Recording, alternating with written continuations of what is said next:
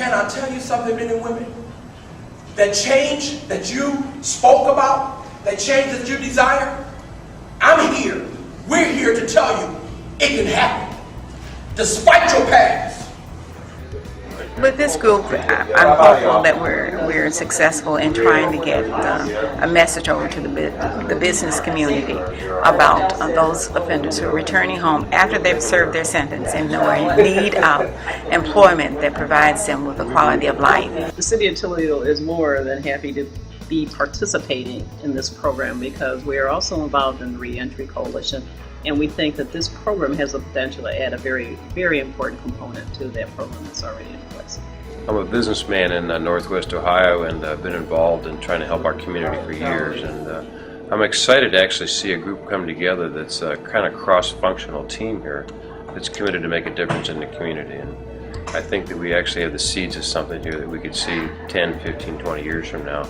I'm Mark Vosselishin. I am the Sheriff of Wood County, Ohio. I think it'd be fantastic for the faith-based community to get involved and mentor people who are getting out of prison or getting out of jail and helping to steer them and guide them so that they don't go back into their old habits. I'm retired Judge Richard Knepper. I spent 15 years in the Lucas County Common Pleas Court. And in those lower degree, third and fourth degree felonies, a lot of them have such negative self-talk that they are afraid of success because they've never succeeded. It's something that they've never had any experience with. My name is Jeffrey Lingo, and I am the Criminal Division Chief for the Lucas County Prosecutor's Office. I have seen personally prosecuted the grandfather in a case, the father, and a son. So you see this, it's almost a family of people involved in criminal activity. It's very difficult for those people to find a job. And a lot of these people that I deal with don't have a sense of self-worth. I think there's a need for a sheltered community that they can get out of all of the crime surrounding them and be mentored and be shown this is possible. Or through Christ all things are possible. That's the motto of this state. The state of Ohio has on its seal, through God all things are possible. And we don't live by that. There are probation officers carrying hundreds of cases. There's no way they can actually properly supervise those people. They see them maybe once a month, sometimes once every couple weeks. We cannot depend on the government to do everything. My name is Larry Thompson. I was born and raised in Akron, Ohio. Currently 50 years old. I was born in 1960. This is my fourth prison number. I'm here currently for aggravated robbery. So what's the total number of years you've been incarcerated? Approximately 18.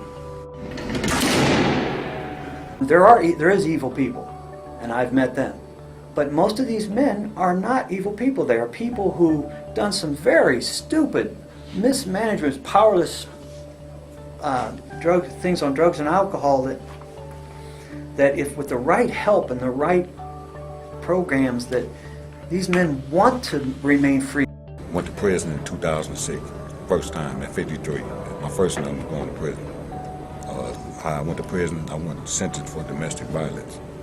You know, when I first went to prison, the first guy I seen in CRC told me, he pulled me to the side and said, "You're too old for this." At 53, yeah, you're right. And once you go there, you make adjustment, you fit in, that's your environment now. But this one, he was the quartermaster in the laundry, and we would always talk.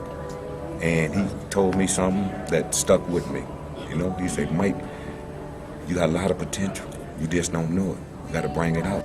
With no family left alive this time, and doing what I've done in my life, these gentlemen have made me believe that I was still valuable, that there was some redeemable quality in me, that there was hope for a future. And the mentoring that these men gave me was, they loved me until I felt lovable. They showed me I was valuable until I realized I felt valuable. My name is Bill Zahiri. I'm a dentist, and I've worked in the Toledo area in private practice since 1972, and I've always wanted to make a difference in whatever I did in life. I've had an experience that has kind of given me a change in my mission in life over the last couple of years. What we're trying to do is put together a lifestyle change where we could bring people into an environment for 24/7 for an extended period of time, maybe a year and a half. And during this time, they would be fed, clothed, housed. They would create a manufacturing base where they could earn their keep, so to speak, and also be trained on other aspects of society.